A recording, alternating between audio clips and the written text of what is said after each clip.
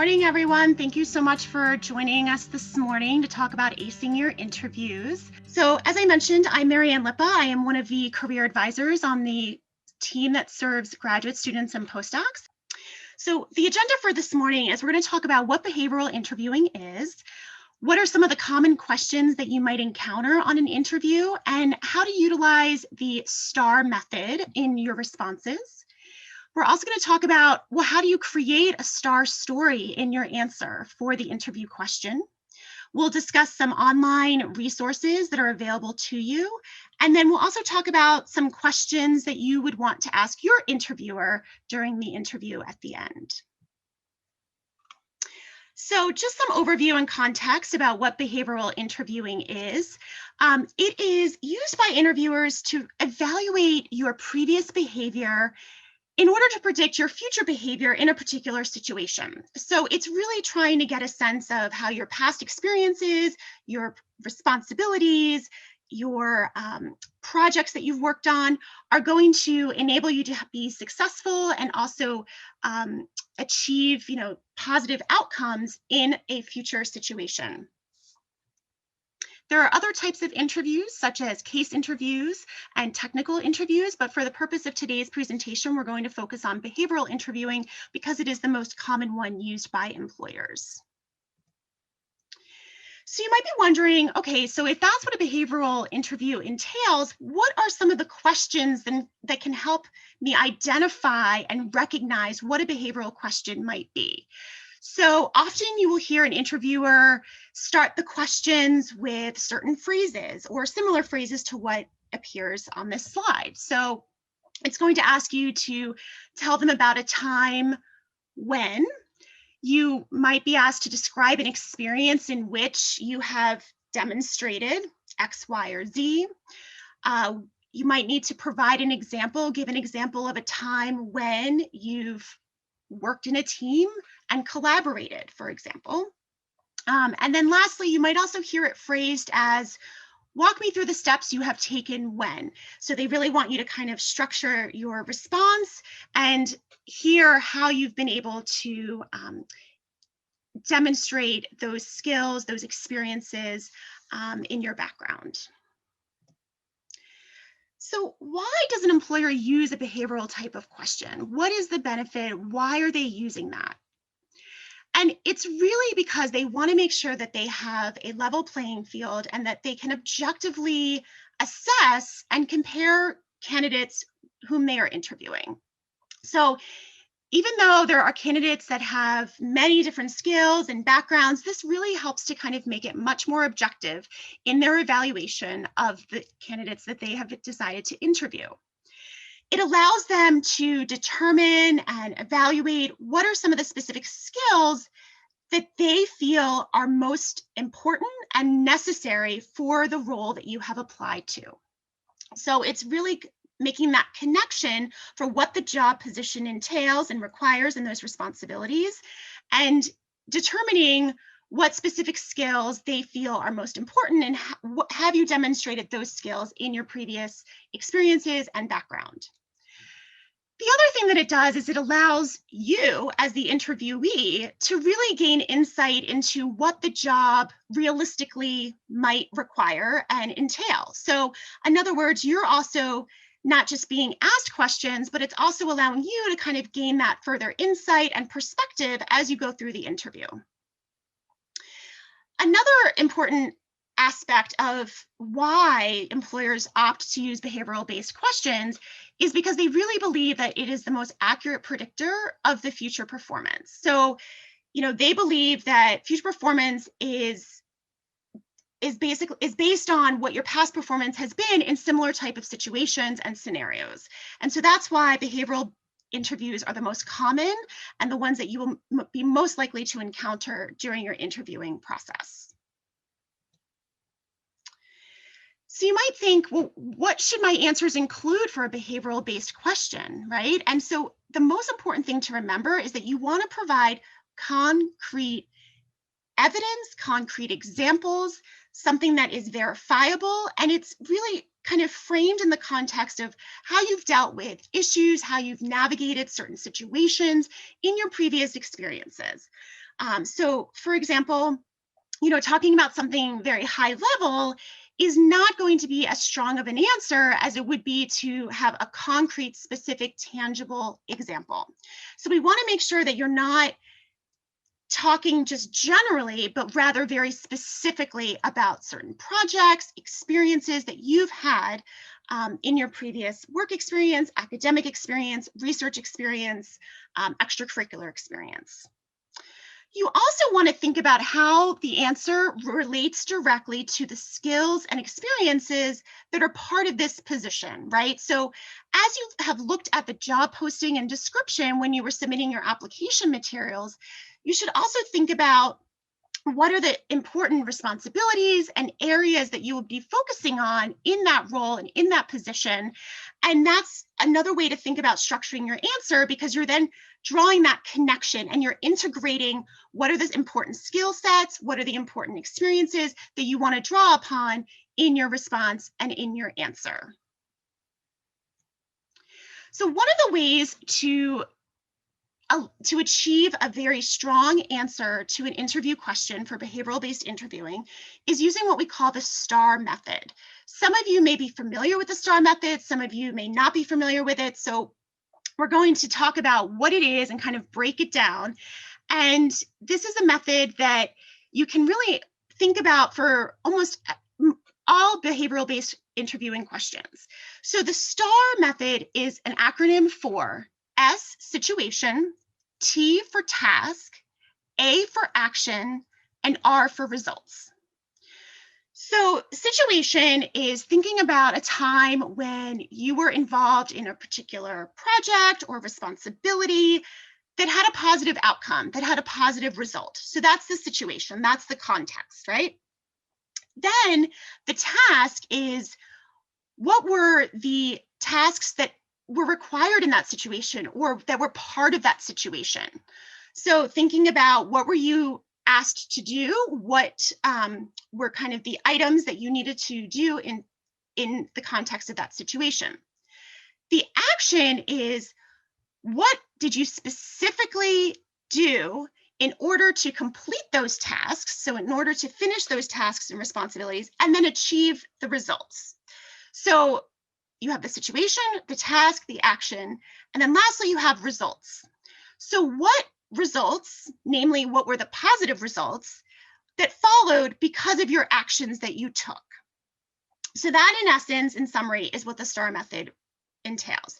It's broken down into the situation, the task, the action, the results. In preparation for your interview, you want to look at the job description and think about what are the skills that are needed. So analyzing the position responsibilities, analyzing what are some of the job requirements, and based on that, thinking about, okay, what skills are needed for me to be successful in this role? Because that is going to be something that you want to make sure is conveyed and coming through in your interviewing responses.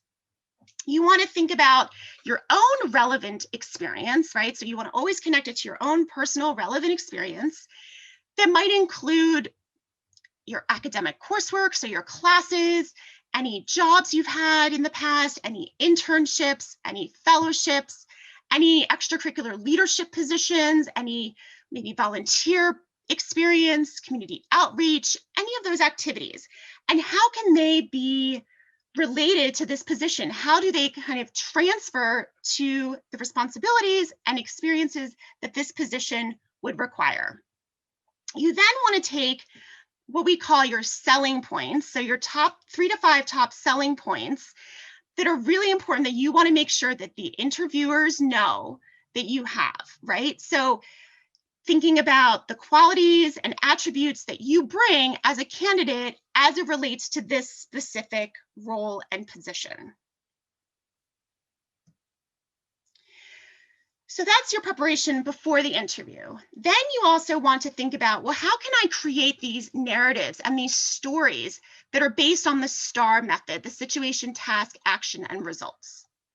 So what I often recommend to students is to make a list, start to brainstorm and actually, either, do this on your computer or do it on a handwritten list. and think about what are some of those experiences. Reflect on these experiences you've had where you've been able to demonstrate particular skills.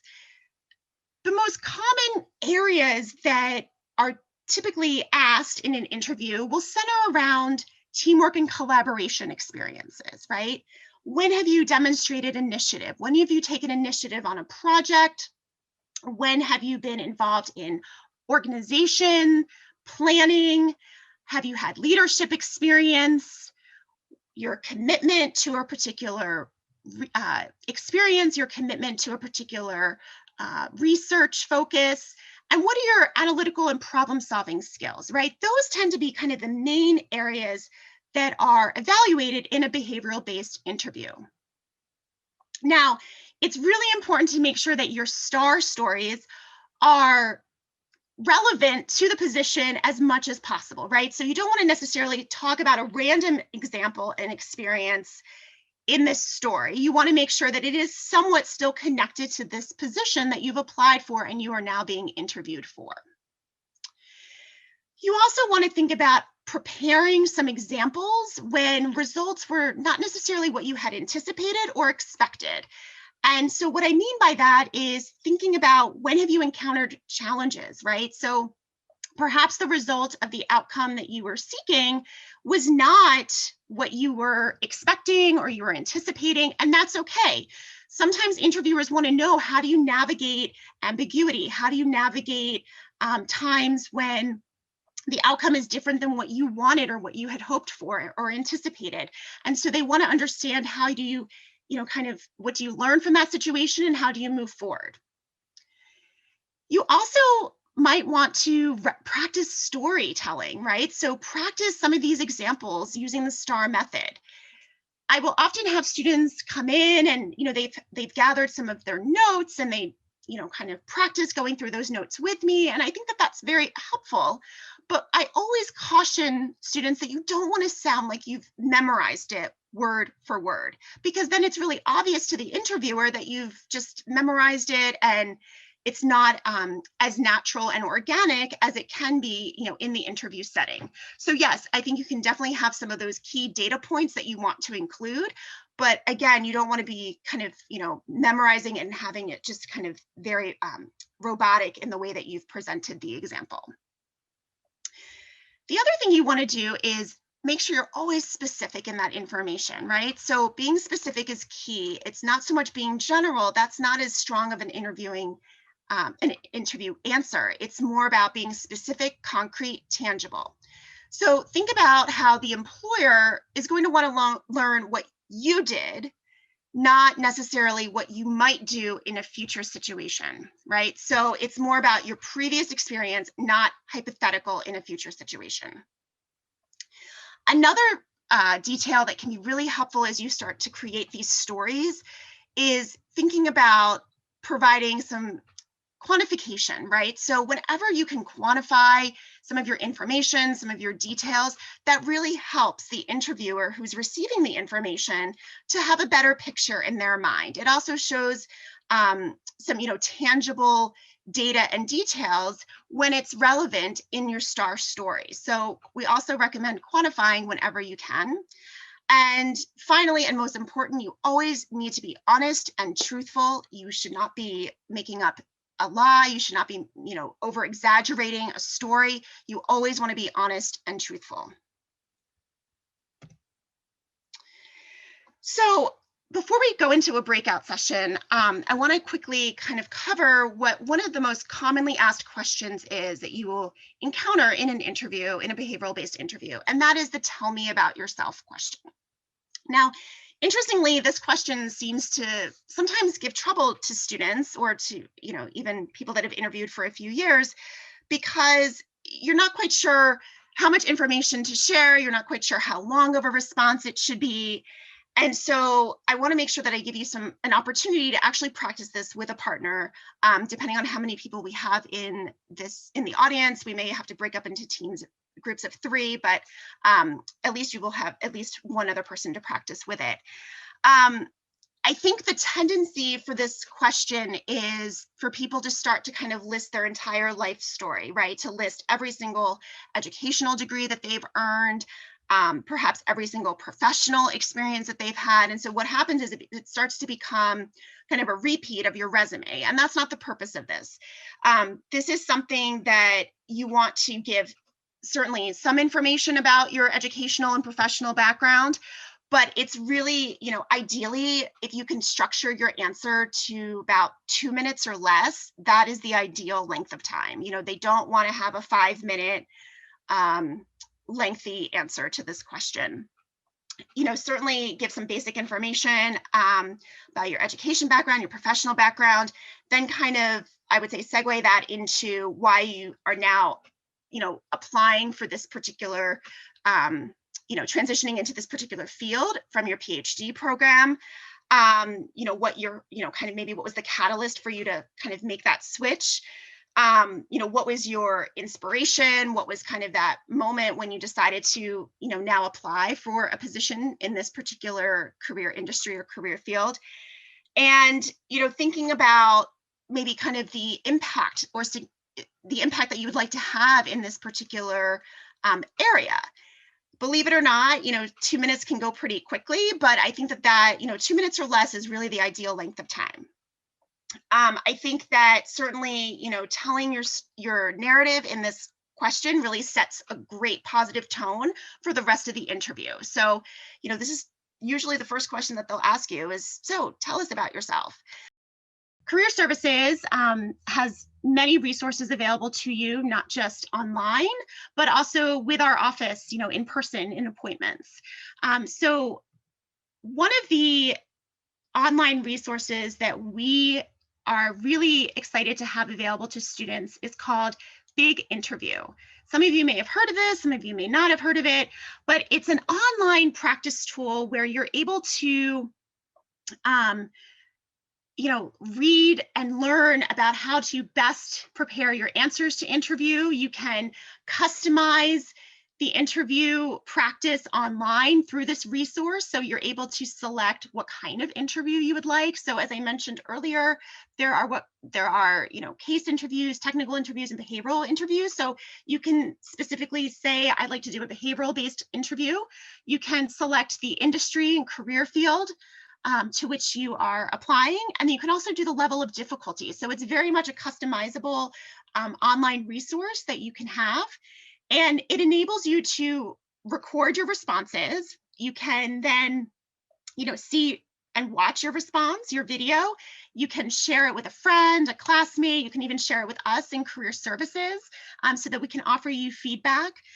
I will say that a lot of employers are now utilizing for their first round screening interviews, instead of maybe doing it on the phone, a lot are now doing asynchronous, what we call asynchronous interviews, where you're basically asked a question on the screen and then you record your answer. And so Big Interview is a really great way to kind of practice that particular experience, because it is one that often many people have not had to do in the past. So I encourage you to check out Big Interview. Kate is putting in the link for that in our chat box. So you'll see kind of moving forward in the rest of the presentation, some links that I would encourage you to copy and paste so that you have those to reference back.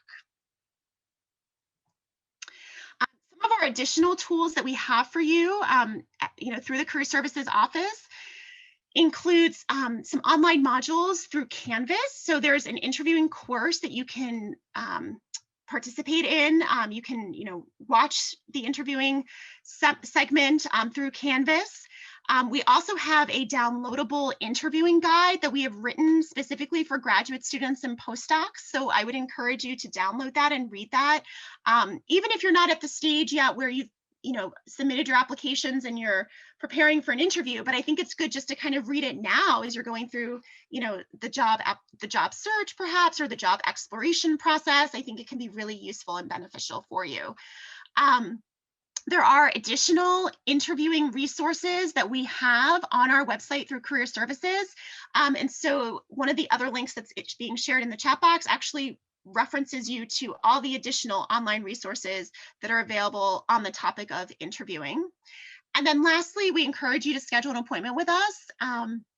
to go through a practice mock interview, but also we can have so a practice mock interview is typically 60 minutes, but we also offer 30-minute appointments where we can do interview prep so that, before you get the invitation to interview and have a practice mock interview with us, we're certainly able to kind of just talk about overall interview prep as well, because that's an important aspect to have as part of this process.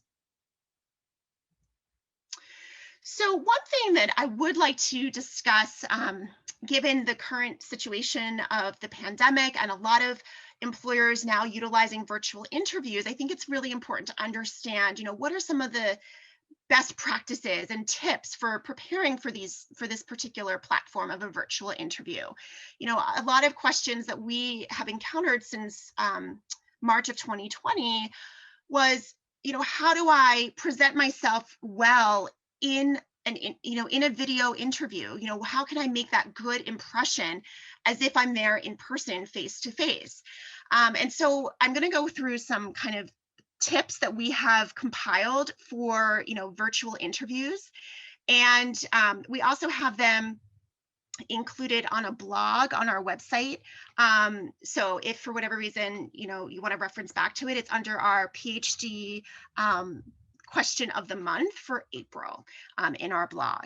So, thinking about what the purpose of a virtual interview is that, because employers were not able to have people come in person and have a face-to-face interview, they wanted to somewhat replicate that experience as much as possible in a virtual setting and through a virtual platform such as Zoom, Microsoft Teams, Blue Jeans, for example. Now, some employers would be doing an interview over the phone, and some still continue to do that.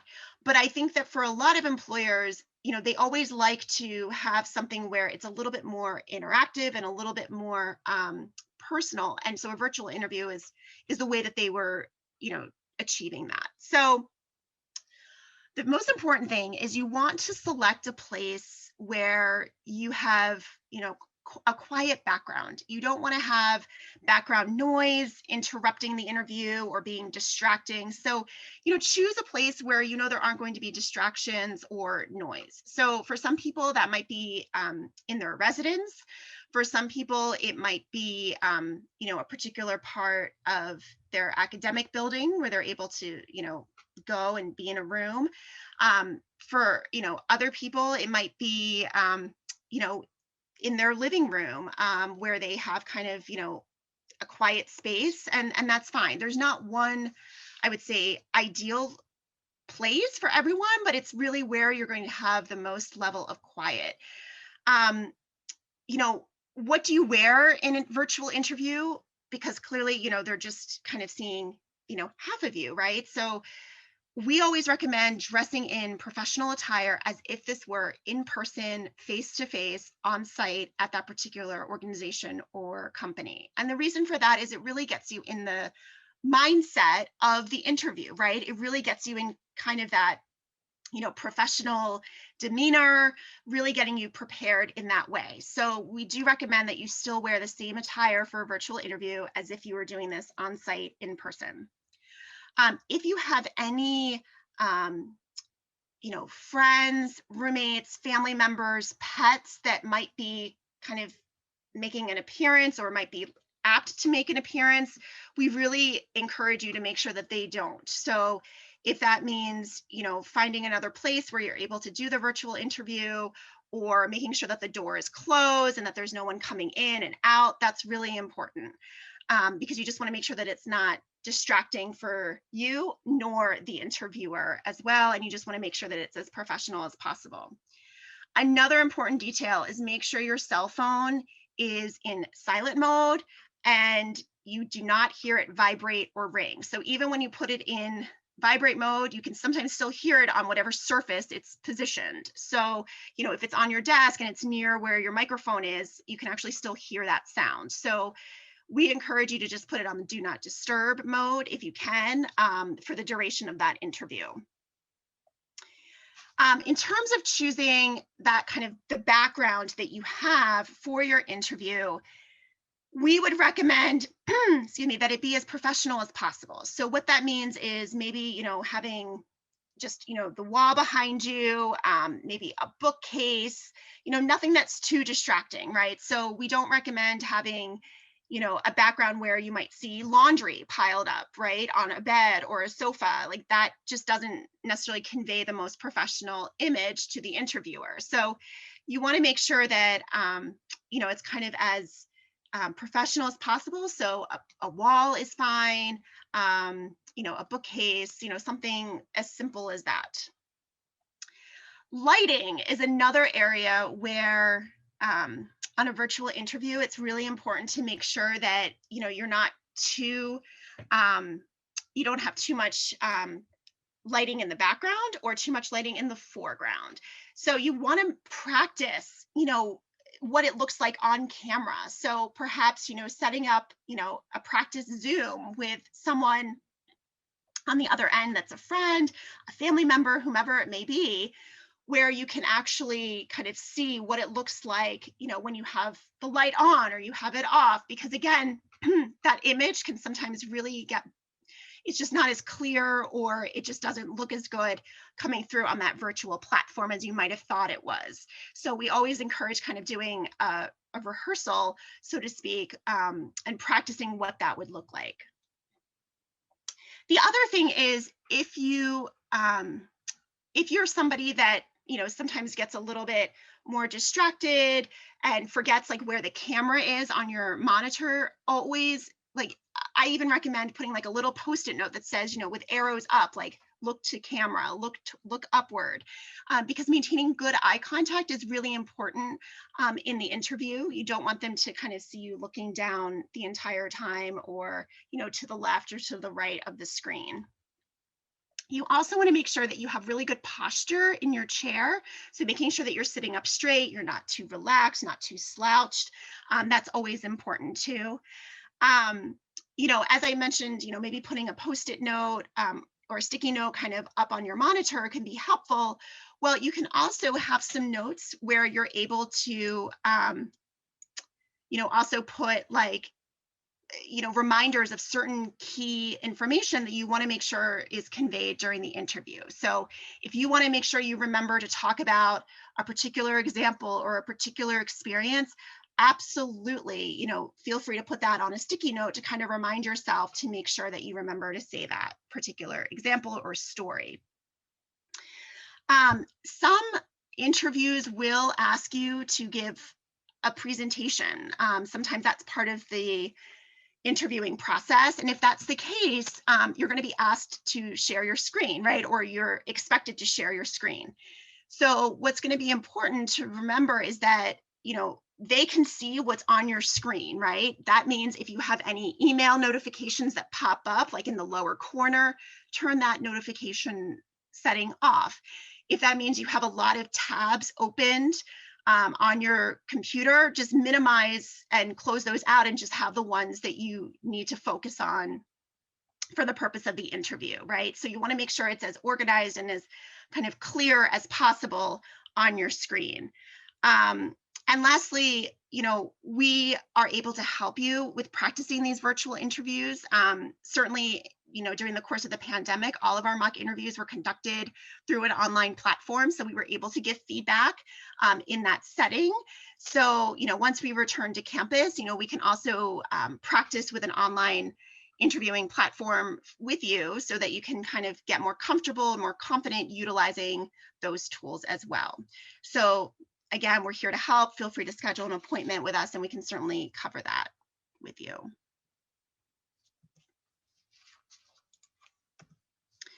Okay, so the next part of the interview process is, let's say they've finished asking you all of the questions that they want to ask, and you now have some time to ask them questions. And this is a really important part of the interview itself, because it shows, your level of research and knowledge of the company, right? Because oftentimes, they're going to be curious, how much do you know about them? And so sometimes, crafting a question that, and thinking about how you want to ask the question based on maybe something you saw on their website, right? Or perhaps there's been something in the news recently about that particular organization or employer, really shows that genuine enthusiasm and interest in not just the position itself, but also the organization and the company as well. So we're going to talk about some good questions that you might want to consider asking your interviewers, and then what kind of questions should you not ask. So this is just a sample of possible questions. Of course, there are many more that you may want to ask, and in the online guide that I referenced earlier for interviewing for graduate students and postdocs, there are additional ones in there as well that you may consider asking. But I think the way to think about the different categories of the interviewing questions that you're going to be asked, it really centers on the position, the job itself, the organization or company, and then culture and fit. Those are kind of the three main categories that are important to think about as you design and think about which questions you want to ask. So when you are considering the job and position itself, sometimes, you may want to phrase the question as, well, what does success look like in this particular position and how do you measure it, right? So this enables you to really kind of pose the question to the interviewer on, okay, well, what are they really kind of prioritizing and what are they really assessing in terms of this position and the success associated with the job responsibilities and the expectations? Another common question that you might consider asking is, what are the challenging aspects of the role, right? And that really enables them to kind of share more insight beyond what you might have just read on that job posting and description. When you're interested in learning more about the company and the organization, a really great question kind of can center on, well, what are the values, right? What are the initiatives and values that this company has? You can certainly ask, what characteristics and attributes that they look for in their employees that really represent these values. You can also ask them, what are some of the greatest opportunities facing the organization? What might be a big challenge for them currently? That's certainly a fair question to ask as well. The third category of thinking about the culture and fit, you may be curious about asking the interviewers, what their favorite aspect is about working at that organization, right? You can also certainly inquire about what their professional development opportunities might be, and what are those opportunities, right? So how do they usually take shape and form? And one of, I think, the best questions to ask at the end, if they haven't already shared this information with you, because sometimes before they start the interview, or they may share this with you, but if they haven't, is, asking what the next step in the process is and what the timeline is for hiring for this position, right? So you can certainly say, can you let me know the next step in the process and your timeline for this role? I think that that's always a great way to kind of end your list of questions. So on the flip side, what are the questions that you should not ask the interviewer? And that really, most importantly, relates to salary and benefits. It's not an appropriate time to ask about the salary, compensation, and benefits when you are in an interview. That is something that, certainly, if you're the candidate that they extend an offer to, that's appropriate at that time. It's just not appropriate to ask this type of question during the interview itself. Who their competition, who is your competition? Meaning, who are some of the other candidates that might also be interviewing? That's just not appropriate for you to know. Things are confidential in the hiring process. So again, it's just not appropriate to ask anything about the other applicants or even how many applicants that they have brought in for the interview.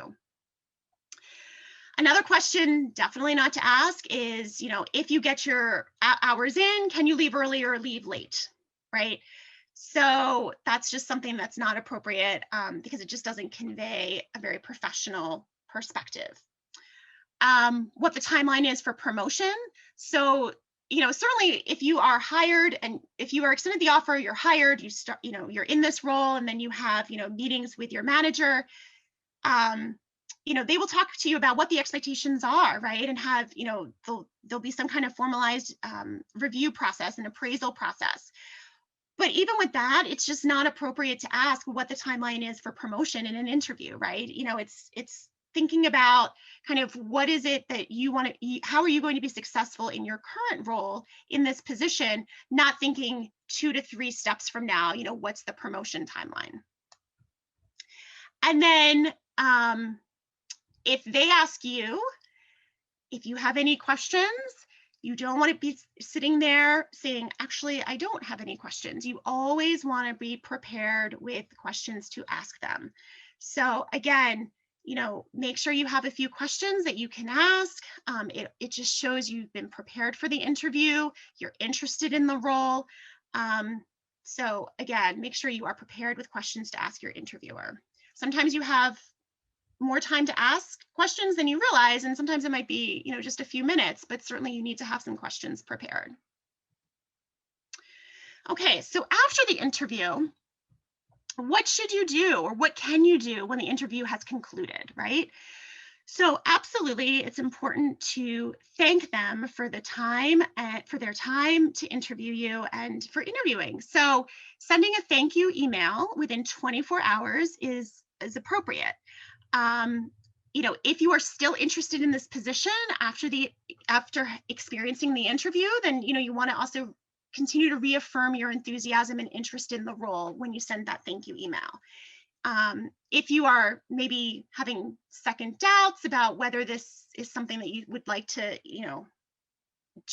this position is still something that really is of interest to you, then you can, certainly, thank them for their time and still appreciate what they've done, by interviewing you. Another question that we are often asked very frequently by students is, what do you do if you haven't heard back in that timeline and that time frame that they said that they would let you know, right? So let's say they told you, well, we hope to make a decision within the next 2 weeks. And 2 weeks have come and gone, and you're now in that 3rd week. So you can follow up if you'd like, but I think that what's important to remember is that even when they say that, oh, we hope to make a decision and let you know within 2 weeks, it usually takes a little bit longer than that, just because there's a lot of things that have to happen internally on their end before an offer can be extended. So I always like to say to students, give them a little bit extra time. Don't necessarily say, okay, well, if 2 weeks was this particular Friday, then on Monday, that next business day, I'm going to follow up. Give them a couple extra days. It's never wrong to kind of just, give them a little bit more time. And in fact, it just, they might be appreciative too, because again, there might be a lot of things happening internally that they need to finalize before they could extend an offer. So again, just giving them a little bit more time. Now, if let's say, it's been 3 weeks, so they said originally, oh, we'll let you know in 2 weeks. And then the 3rd week come and go, the 3rd week has arrived and you still haven't heard anything, then sure, you absolutely can follow up. There's not necessarily, I would say, a consistent amount of days you have to wait, but it's just, I always think it's nice to just give a little bit more time and not to be too overzealous in following up. So one of the things that, is a really important part of this process with interviewing is, having an opportunity to practice your interviewing skills. So we are happy to meet with you about interview prep, which really talks about, where we will discuss, kind of tips and strategies for how to prepare for your interview itself. We can also conduct a mock interview where we go through practice questions prior to your actual real interview that you have with that particular organization or company.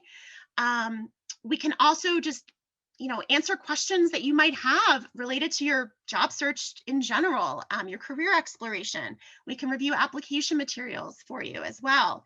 So the link to schedule appointments is through Handshake. So you can also use Handshake to schedule an appointment with one of us on the graduate student and postdoc team.